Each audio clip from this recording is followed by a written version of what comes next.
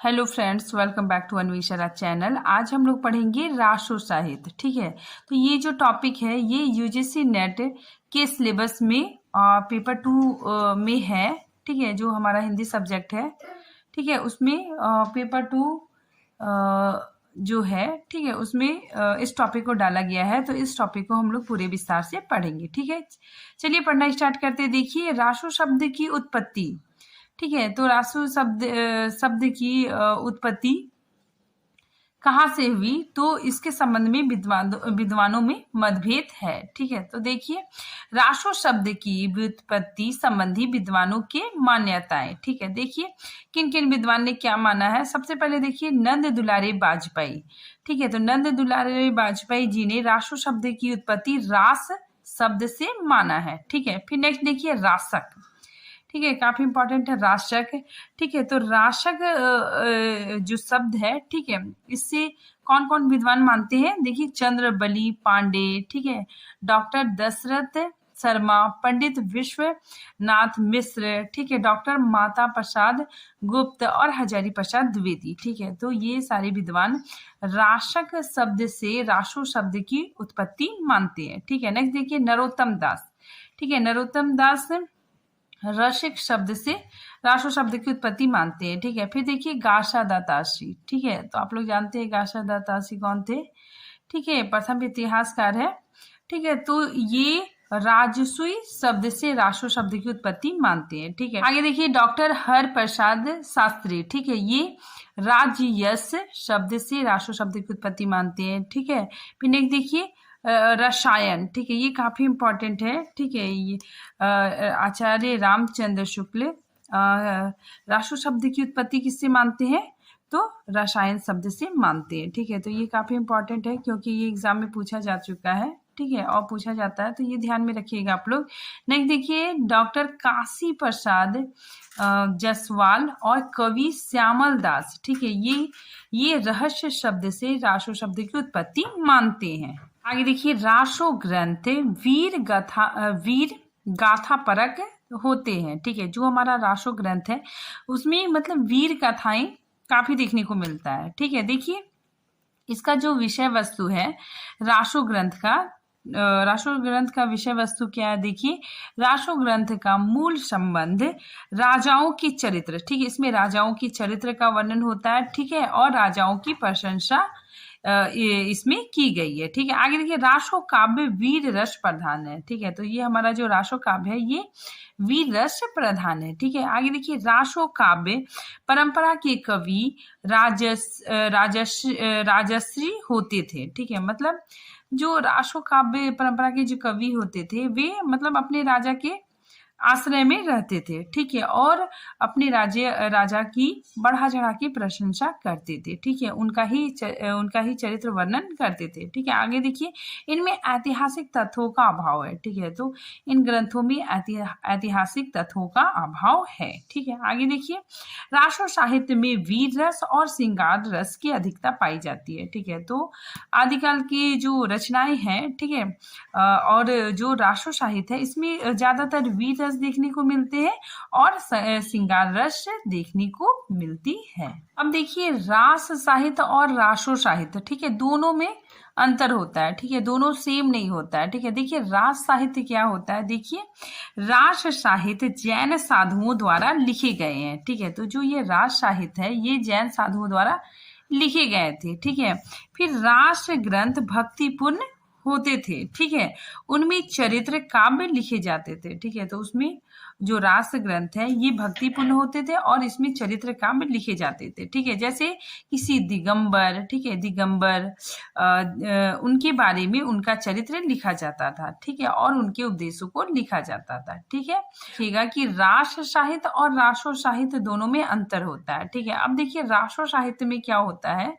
देखिए राष्ट्र साहित्य में कवि राजाओं की प्रशंसा या फिर तारीफ करता था। ठीक है, तो कवि राजाओं की प्रशंसा, ठीक है, तारीफ में कविताएं या फिर काव्य लिखा करते थे। ठीक है, राष्ट्र ग्रंथ वीर गाथा परक होते थे। ठीक है, जो राष्ट्र ग्रंथ है वो उसमें वीरता की बातें की गई है। ठीक है, मतलब वो वीर परक रचनाएं होती थी। ठीक है, रासो ग्रंथ की विषय वस्तु का मूल संबंध राजाओं की चरित्र और प्रशंसा से है। ठीक है, तो रासो ग्रंथ का जो विषय वस्तु है वो राजाओं के चरित्र वर्णन और उनकी प्रशंसता की गई है। ठीक है, अब देखिए प्रमुख रासो ग्रंथ। ठीक है, प्रमुख रासो ग्रंथ कौन कौन है देखिए, बिसल दे रासो, ठीक है, परमाल रासो, खुमान रासो, ठीक है, पृथ्वी राज रासो, ठीक है, विजयपाल रासो, मीन रासो और बुद्धि रासो। ठीक है, तो देखिए ये प्रमुख रासो ग्रंथ है। ठीक है, अब इन रासो ग्रंथों को हम लोग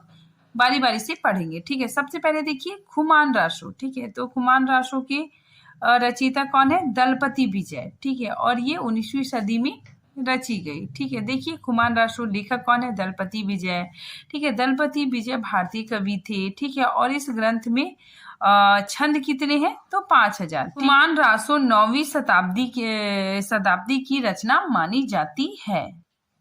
आगे देखिए इनमें 9वीं सदी के चित्तौड़ नरेश खुमान के युद्धों का चित्रण किया गया है। ठीक है, तो इसमें याद रखिएगा आप लोग, चित्तौड़ नरेश खुमान के युद्ध का इसमें वर्णन किया गया है। ठीक है, वीर रस के साथ साथ श्रृंगार रस की भी प्रधानता है। ठीक है, इसमें दोहा, सवैया, ठीक है, कविता आदि छंद प्रयुक्त हुए हैं। ठीक है, इसकी भाषा राजस्थानी है। ठीक है, और यह प्रबंध काव्य है। ठीक है, आगे नेक्स्ट देखिए, इसमें नायिका भेद, ठीक है, षष्ठ ऋतु आदि के चित्रण भी मिलते हैं। ठीक है, इस ग्रंथ में प्रमाणिक हस्तलिखित प्रति मतलब हस्तलिखित जो कॉपी है, ठीक है, वो पूना के संग्रहालय में सुरक्षित है। आगे देखिए विसल देव रासो। ठीक है, इनके रचयिता कौन है, नरपति नाल। ठीक है, और ये 13वीं शताब्दी में रची गई। ठीक है, देखिए इसको हम लोग थोड़ा सा डिटेल से पढ़ते हैं। देखिए विसल देव रासो के लेखक कौन है, नरपति नाल। ठीक है, ये चार खंड में लिखा गया। ठीक है, अध्याय इसका कितना है, 4 खंड। ठीक है, प्रथम खंड में क्या है देखिए, मालवा के परमाल भोज की पुत्री राजमती से नरेश विशल देव का विवाह का वर्णन है। ठीक है, तो प्रथम खंड में विशल देव का विवाह का वर्णन है। ठीक है, राजमती से नरेश विशल देव के विवाह का वर्णन है। ठीक है, अब देखिए द्वितीय खंड।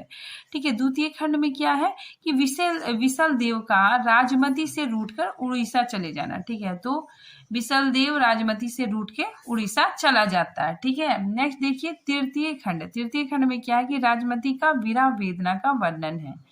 ठीक है, तो इसमें राजमती के विरह वेदना का वर्णन है। ठीक है, फिर चतुर्थ में क्या है कि भोजराज द्वारा अपनी पुत्री को वापस ले आना। ठीक है, और विशल देव का वहां से वापस चित्तौड़ का प्रसंग है। ठीक है, तो ये रचना 4 खंडों में किया गया है। ठीक है, फिर आगे देखिए, इसमें भोज परमाल की पुत्री राजमती और अजमेर के चौहान राजा विशल देव तृतीय के विवाह, ठीक है, उनके विवाह, वियोग एवं पुण्य मिलन की कथा है। ठीक है, तो इसमें विशल देव का विवाह, फिर उसका वियोग होना, ठीक है, फिर पुण्य मिलन की कथा है। ठीक है, 12 वर्ष तक राजमती उनके विरह में दुखी रहती है। ठीक है, आगे देखिए, इसमें 125 छंदों की एक प्रेम परक रचना है। ठीक है, और ये काव्य रूप। ठीक है, काव्य रूप क्या है इसमें, वीर गति। ठीक है, इसमें मतलब वीरता का वर्णन है। ठीक है, आगे देखिए, जो बिसल दे रासो है, ठीक है, यह एक वीरा परक, ठीक है, संदेश काव्य है। ठीक है, तो इसमें यह विरह वेदना, ठीक है, विरह से युक्त काव्य है। ठीक है, और इसमें संयोग श्रृंगार के संयोग व वियोग पक्ष, ठीक है, संयोग पक्ष और वियोग पक्ष का अत्यंत मार्मिक चित्रण किया गया। ठीक है, फिर आगे देखिए, ये काफी इंपॉर्टेंट है। ठीक है, पूछा जाता है एग्जाम में, तो आप लोग याद रखिएगा कि हिंदी में सर्वप्रथम 12 मास का वर्णन बिसल दे रासो में मिलता है। ठीक है, आगे देखिए, कवि ने प्राकृतिक के रमणीय चित्र से भी भाव चित्रण का सौंदर्य दिया है। ठीक है, तो कवि ने प्राकृतिक चित्रण का वर्णन करते हुए, ठीक है, भाव चित्रण किया है। ठीक है, आगे देखिए, मेघदूत और संदेश राशक की संदेश परंपरा भी इसमें मिलता है। ठीक है, तो इसमें जो कालिदास थे, ठीक है, उन्होंने मतलब मेघ को एक दूत के रूप में प्रस्तुत किया था। ठीक है, तो उसी तरह इसमें भी संदेश राशक मतलब संदेश परंपरा का यूज किया गया है। ठीक है, संदेश परंपरा को दिखाया गया है। ठीक है, देखिए राजमती एक पंडित के द्वारा अपने पति को संदेश भेजती है। ठीक है, तो देखिए तो राजमती क्या करती है, एक पंडित के द्वारा अपने पति को संदेश भेजती है। ठीक है, तो ये संदेश परंपरा भी इसमें देखने को मिलती है। ठीक है, आगे देखिए विसल दे रासो मूलतः गेय काव्य है। गेय काव्य मतलब जिसको गाया जा सके। ठीक है, अतः इसके रूप में परिवर्तन होता रहता है। परमाल रासो, ठीक है, परमाल रासो की रचयिता जगनिक है। ठीक है, देखिए यह वीर रस प्रधान है। ठीक है, तो इसमें वीर रस की प्रधानता है। ठीक है, 13वीं शताब्दी में इसकी रचना हुई। अल्लाह और उदल, ठीक है, ये दो भाई थे। ठीक है, अल्लाह और उदल दो सरदारों की वीरता का वर्णन है। ठीक है, आज भी इसे ग्रामीण क्षेत्रों में गाया जाता है। ठीक है, तो जो अल्लाह खंड है, ठीक है, तो आज भी इसे ग्रामीण क्षेत्रों में गाया जाता है। ठीक है, उत्तर प्रदेश में वर्षा ऋतु में आल्हा खंड के नाम से गाया जाता है। अब देखिए परमाल रासो की रचनाकार कौन है, तो जगनिक। ठीक है, देखिए जगनिक कौन थे, ये महोबा के राजा परम देव के आश्रित कवि थे। ठीक है, तो ये महोबा के राजा के आश्रित कवि थे। ठीक है, देखिए महोबा के राजा परमाल देव के दो वीरों आल्हा और उदल की वीरता का वर्णन है। ठीक है, आगे देखिए फर्रुखाबाद के तत्कालीन जिलाधीश, ठीक है, जिलाधीश ने सर्वप्रथम 1865 ईस्वी में इसे प्रकाशित करवाया। ठीक है, तो काफी इंपॉर्टेंट है, देख लीजिएगा आप लोग कि फर्रुखाबाद के जो तत्कालीन कलेक्टर है, ठीक है, जो तत्कालीन जिलाधीश ने सर्वप्रथम 1865 ईस्वी में इसे प्रकाशित कराया। ठीक है, फिर देखिए यह एक अर्ध परमाणिक रचना है। ठीक है, तो यह एक अर्ध परमाणिक रचना है।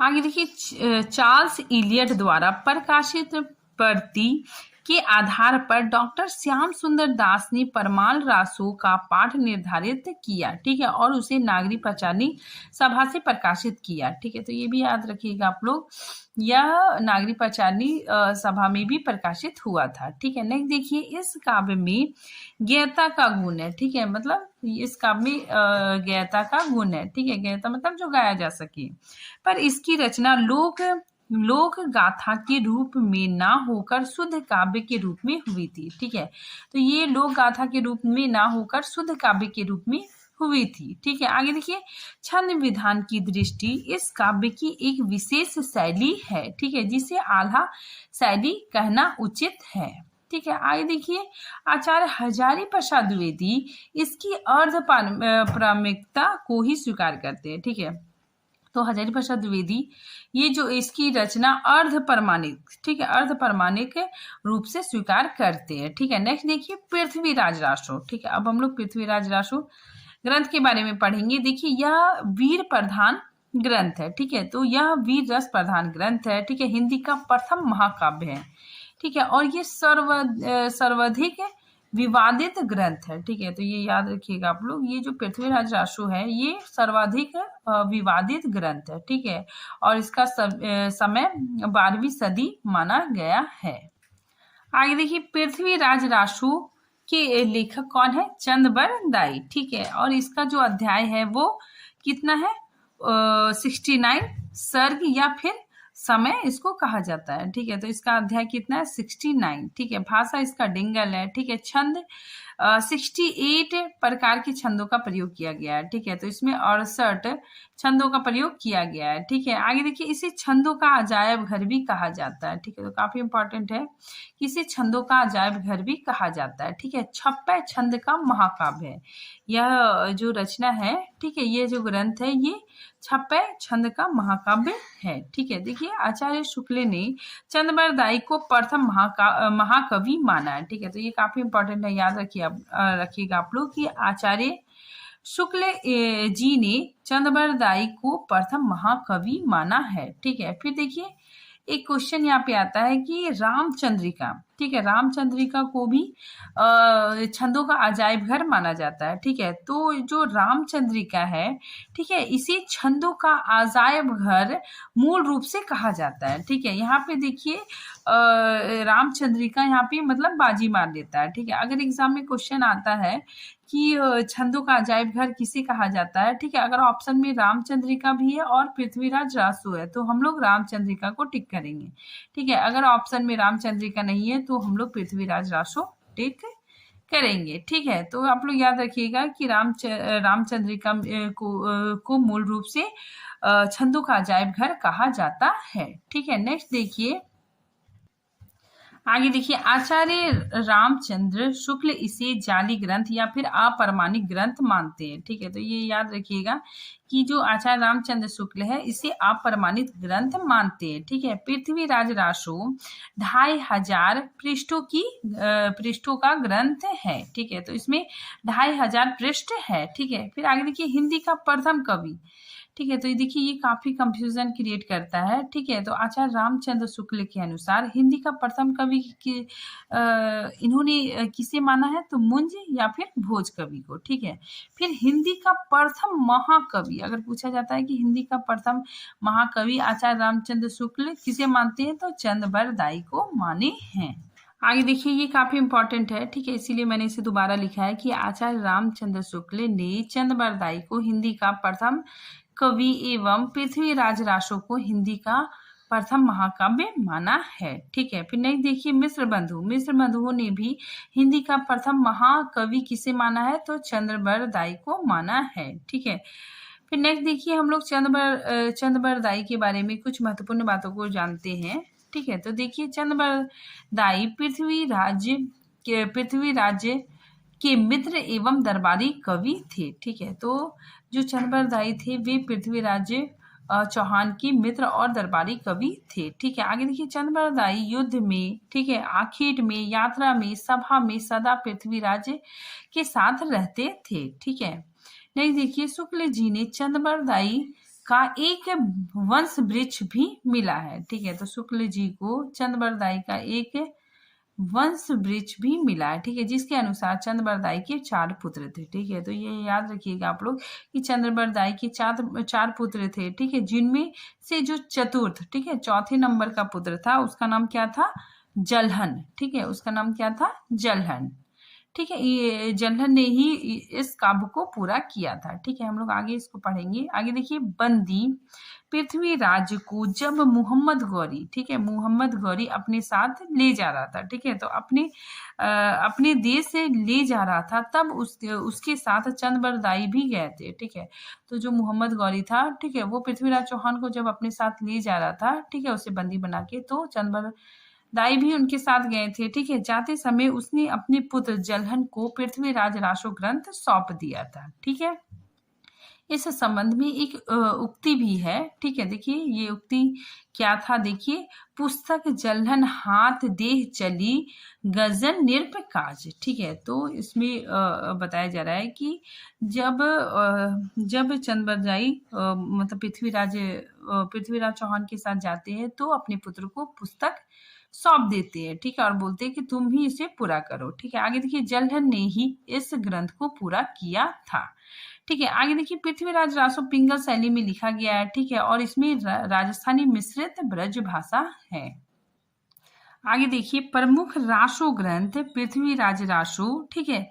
तो हम लोग यहाँ पे पृथ्वीराज रासो के संस्करण के बारे में कुछ पढ़ते हैं, ठीक है, कुछ जानकारी हासिल करते हैं। देखिए, प्रथम संस्करण, ठीक है, इसका प्रकाशन नागरी पंचानी सभा काशी से हुआ था, ठीक है। और जो यह जो हस्तलिखित प्रतियां हैं, ठीक है, जो हस्तलिखित कॉपी है, ठीक है, वो उदयपुर संग्रहालय में संग्रहित है, ठीक है, उदयपुर संग्रहालय में है, ठीक है। आगे देखिए, नागरी पंचानी सभा ने 1885 में लिखित प्रति के आधार पर रासो का संपादन कराया, ठीक है। संस्करण में 69 समय, ठीक है, या फिर खंड है, ठीक है, और इसमें 16,300 6 छंद है। ठीक है, फिर देखिए द्वितीय संस्करण के बारे में हम लोग जानते हैं कि इसमें 7000 छंद का काव्य है। ठीक है, और इसका प्रकाशन नहीं हुआ।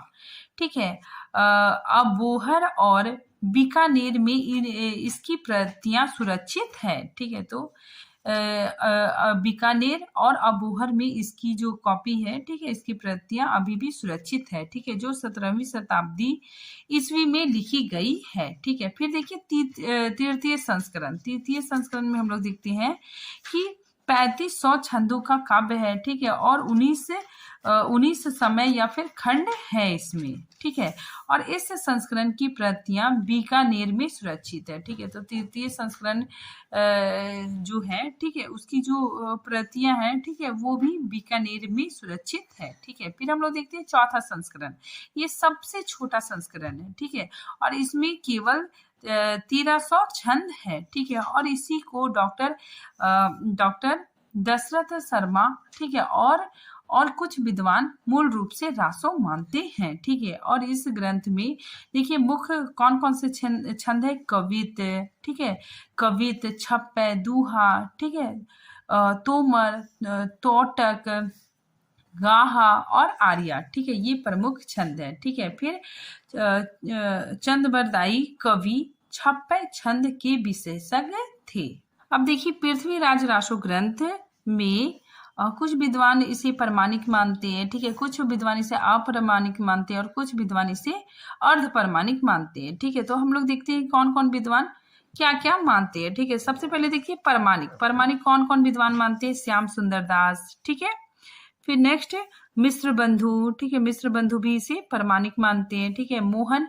लाल विष्णु लाल पांड्या, ठीक है, ये भी इस ग्रंथ को प्रमाणिक मानते हैं। ठीक है, फिर कर्नल टांट। ठीक है, नेक्स्ट देखिए अप्रमाणित ग्रंथ कौन कौन विद्वान मानते हैं। देखिए सबसे पहले आचार्य रामचंद्र शुक्ल है। ठीक है, तो ये काफी इंपॉर्टेंट है, पूछा जाता है, आप लोग याद रखिएगा कि रामचंद्र शुक्ल पृथ्वीराज रासो ग्रंथ को अप्रमाणिक मानते हैं। ठीक है, फिर देखिए देवी प्रसाद, कवि श्यामल दास, ठीक है, गौरी शंकर, हीराचंद ओझा, ठीक है, बुल्हर और मुरारी दान। ठीक है, तो ये सारे विद्वान इसे अप्रमाणिक मानते हैं। ठीक है, फिर देखिए अर्धप्रमाणिक कौन कौन विद्वान मानते हैं। देखिए मुनि जैन विजय, ठीक है, डॉक्टर सुनीति कुमार चटर्जी, ठीक है, ये भी अप्रमाणित मानते हैं। फिर डॉक्टर दशरथ ओझा, ठीक है, और हजारी प्रसाद द्विवेदी। ठीक है, तो काफी इंपॉर्टेंट है, कभी कभी पूछा जाता है कि हजारी प्रसाद द्विवेदी ने क्या माना है, तो अर्ध प्रमाणिक ग्रंथ माना है। नेक्स्ट देखिए विजय पाल रासो, ठीक है, इसके रचनाकार कौन है। नल सिंह भाट, ठीक है, और ये वीर रस ग्रंथ है। ठीक है, और ये 11वीं सदी में रची गई। ठीक है, और इसमें 42 छंद है। ठीक है, और इसमें विजयगढ़ के राजा विजय माल का परिस्थिति ग्रंथ है। ठीक है, तो ये जो ग्रंथ है ये विजयगढ़ के राजा विजय पाल का परिस्थिति ग्रंथ है। ठीक है, देखिए हमीद रासो, ठीक है, इसकी रचना 14वीं शताब्दी में हुई। ठीक है, और इसका जो मूल रचना है वो अनुपलब्ध है। ठीक है, देखिए जयचंद प्रकाश, ठीक है, तो ये भी कभी कभी पूछा जाता है, तो याद रखिएगा आप लोग, इसके रचनाकार कौन है। भट्ट केदार, ठीक है, और ये 12वीं सदी में रची गई। ठीक है, और इस ग्रंथ का विषय क्या था कि जयचंद कौन थे। कनौज शासक। ठीक है, तो जयचंद की वीरता का इसमें वर्णन किया गया है। ठीक है, तो यह इसमें वीरता का वर्णन किया गया है। ठीक है, और ये रचना अनुपलब्ध है। ठीक है, दयाल दास सिढ़ियच द्वारा रचित राठौरी ख्यात में इसका उल्लेख मिलता है। ठीक है, तो ये काफी इंपॉर्टेंट है, आप लोग याद रखिएगा। नेक्स्ट देखिए जय मयंक जल्स चंद्रिका, ठीक है, तो ये भी पूछा जाता है। ठीक है, और इसके रचनाकार कौन है। मधुकर भट्ट। ठीक है, और इसका समय 1186 ईस्वी है। ठीक है, और इस रचना का विषय क्या है। इसमें भी जयचंद की वीरता का वर्णन किया गया है। ठीक है, और ये अनुपलब्ध है। ठीक है, और इसका उल्लेख कहाँ पर मिलता है। राठौर री ख्याति में मिलता है। ठीक है, और इसके लेखक कौन है। दयाल दास सिढ़याच। ठीक है, तो आज ये टॉपिक ये भी खत्म होता है। ठीक है, मिलते हैं नए टॉपिक के साथ, तब तक के लिए थैंक यू।